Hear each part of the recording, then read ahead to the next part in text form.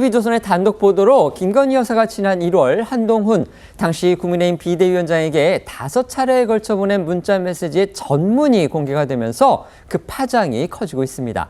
당시 상황들과도 맞물리면서 여러 가지 해석들이 엇갈리고 있는 만큼 5건의 메시지 전문 그리고 당시 벌어졌던 일들을 가능한 상세하게 그대로 전해드리도록 하겠습니다. 네, 알려진 게 이제 총 5건인데 저희 TV조선이 확인한 결과 김건희 여사가 이 자신의 명품백 수수 의혹과 관련해서 한동훈 후보에게 처음 메시지를 보낸 날짜는요. 지난 1월 15일이었습니다.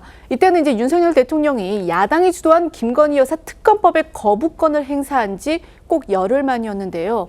김 여사는 이날 한 후보에게 2차례에 걸쳐서 메시지를 보냈습니다. 먼저 그 첫 번째 메시지 전문부터 저희가 전해드리면요. 김 여사는 대통령과 제 특검 문제로 불편하셨던 것 같은데 제가 대신 사과드리겠다. 너무나 오랜 시간 동안 정치적으로 활용되고 있어 기분이 언짢으셔서 그런 것이니 너그럽게 이해 부탁드린다라고 썼고요. 그러면서 다 제가 부족하고 끝없이 모자라 그런 것이니 한 번만 양해해달라. 괜히 작은 것으로 오해가 되어 큰일을 하시는 데 있어 조금이라도 불편할 만한 사안으로 이어질까 너무 조바심이 난다. 제가 100배 사과드리겠다. 한 번만 그러니까 다시 말해서 VIP 윤 대통령이죠. 이 대통령과 통화하시거나 만나시는 건 어떠시냐. 내심 전화를 기다리시는 것 같은데 꼭 좀 양해 부탁드린다. 이렇게 썼습니다. 이 내용 중에요. 대통령과 제 특검 문제로 불편하셨던 것 같은데 대신 사과드린다. 이런 말로 시작되는 걸 보면 당시 김 여사 특검 문제를 놓고서 윤 대통령하고 한 후보가 갈등을 빚었을 것이다. 이런 추측 가능합니다. 또 김 여사 자신의 몸을 상당히 낮춘 듯한 표현을 자주 사용한 것도 눈길을 끕니다. 네, 같은 날 이제 김 여사는 또 메시지를 보냈는데 재차 메시지를 보냈는데 이 두 번째 메시지에서도요.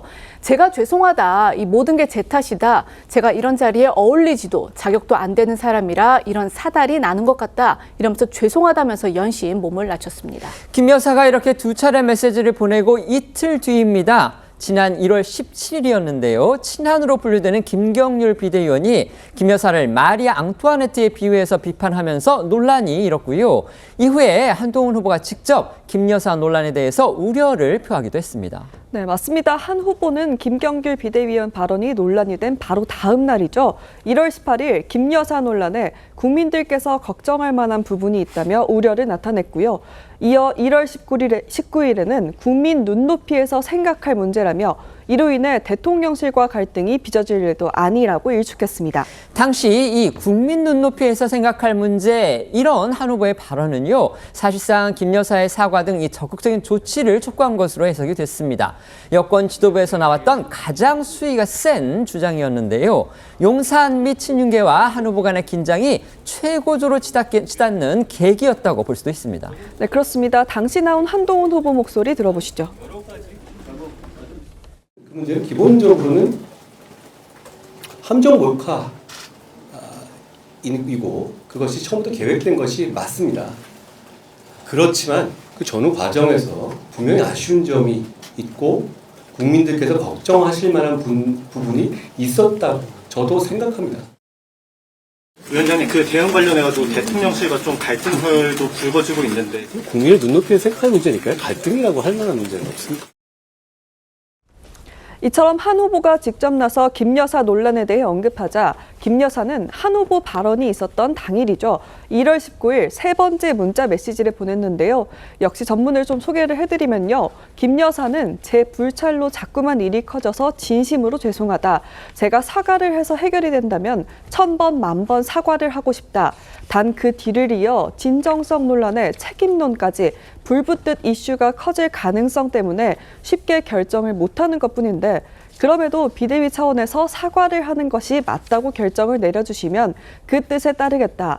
이 모든 것에 대해 책임이 저에게 있다고 충분히 죄스럽게 여기고 있다고 썼고요.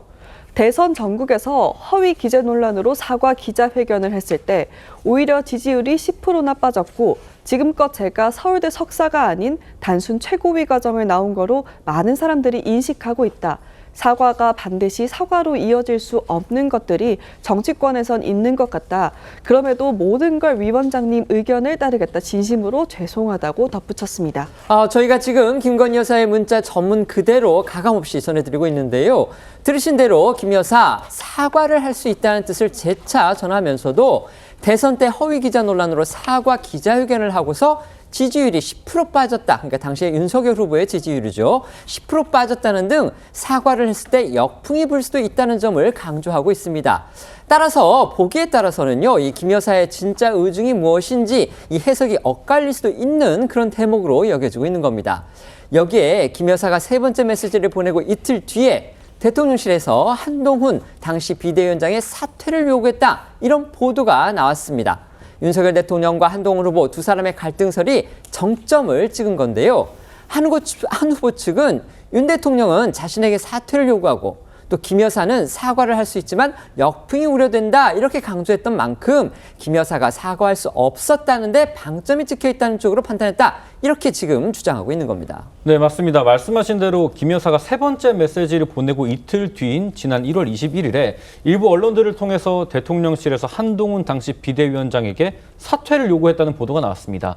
한 후보는 당시 국민을 보고 나선 길이다. 내 할 일을 하겠다며 거부를 했고요. 다음 날인 1월 22일에는 김 여사 논란에 대한 입장이 변함없다며 사과가 필요하다는 기존의 입장을 견지했습니다. 하지만 지난 1월 23일 윤 대통령과 한 후보가 서천 화재 현장에서 전격적으로 만나면서 일각에선 이 두 사람의 갈등이 어느 정도 봉합이 됐다 이런 관측이 나왔고요. 당시 한 후보가 윤 대통령에게 90도로 인사를 하고 윤 대통령도 한 후보의 어깨를 치면서 친근감을 나타냈고 서울로 가는 열차를 함께 타자면서 손을 내미는 모습을 보이기도 했습니다. 다만 두 사람은 당시 민생과 관련한 이야기만 나눴을 뿐이고 김 여사 논란에 대한 이야기는 나누지 않았던 걸로 전해졌습니다. 당시 영상 보시겠습니다.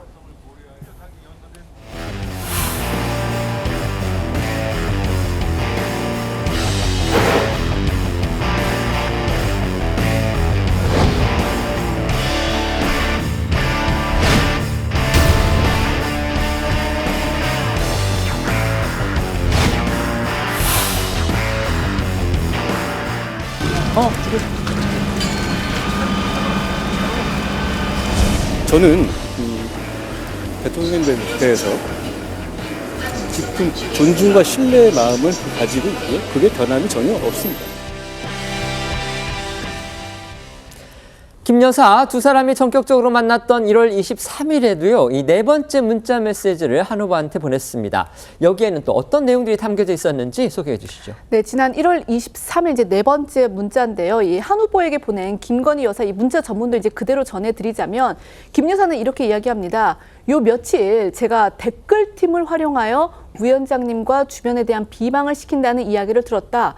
너무도 놀랍고 참담했다. 함께 지금껏 생사를 가르는 여정을 겪어온 동지였는데 아주 조금 결이 안 맞는다 하여 이 상대를 공격할 수 있다는 의심을 들인 것조차 부끄럽다. 제가 모든 걸 걸고 말씀드릴 수 있는 건 결코 그런 일은 없었고 앞으로도 결코 있을 수 없다 이렇게 적었습니다.